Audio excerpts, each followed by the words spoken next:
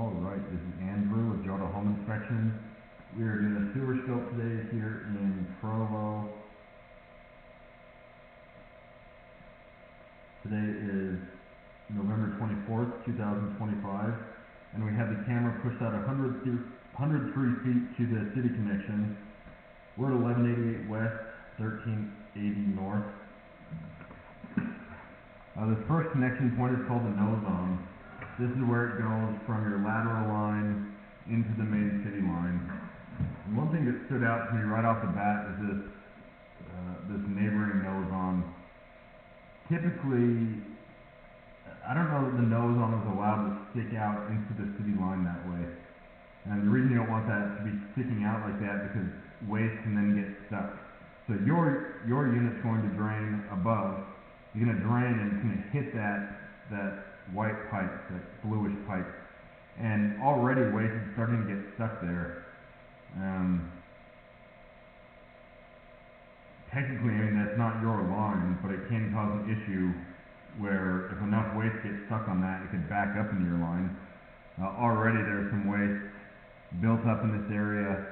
Seems like a little bit of a flat spot. And so I pushed my camera out and was pushing a little bit of waste, and that's what that buildup was. A little bit of a belly through here, so we're about 100 feet, starting to go underwater. So that's a flat spot. That's an area where water's not draining on its own with gravity, it's building up. You always want everything to drain on its own with gravity.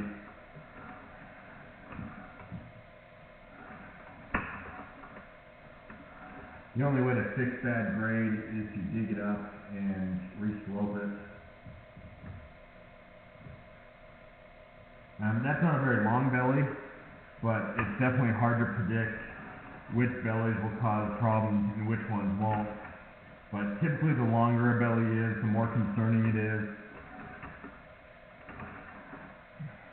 When I pushed my camera through that belly, it did feel like there might have been one little offset where the pipes were flipped a little bit, where water is going to drain and then hit a little bit of an edge. That's what it felt like when I pushed my camera through.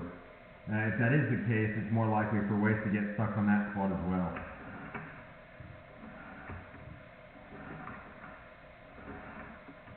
Um, 64 feet out, starting to go under a little bit more water. I have a lot of buildup in there. I would consider having that maybe cleaned out. I mean, I hate recommending hydrojetting for just one small area, but there is a lot of waste there. When you have a dirty spot like that, bigger pieces of waste can get stuck. And if enough waste gets stuck, it can create a blockage where it backs up towards the house. Definitely far from the worst I've seen, but if you wanted to be safe, you could hydrojet that area.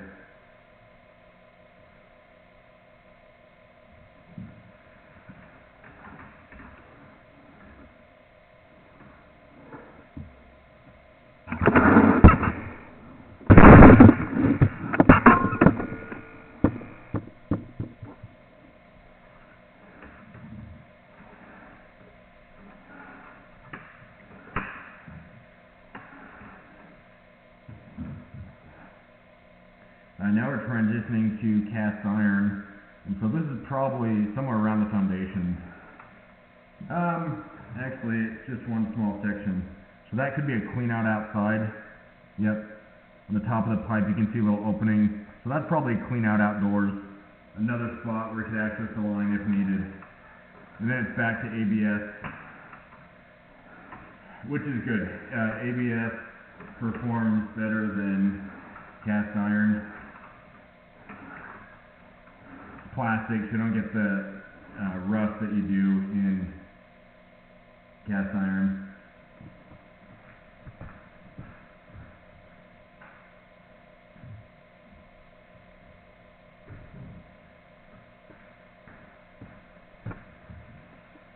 A lot of buildup through here, which I'm starting starting to notice as I pull my camera back, there's a lot of waste starting to come off of my reel. So definitely another reason to consider cleaning this line. I mean, that was blocking more than half the pipe.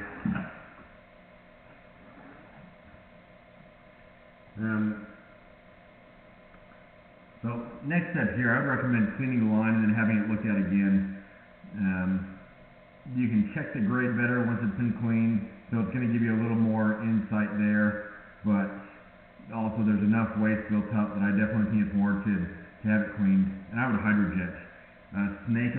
Snaking a line is cheaper to cable it, but it's not going to clean it as well. I'd recommend hydrojetting. I'm going to end this recording now.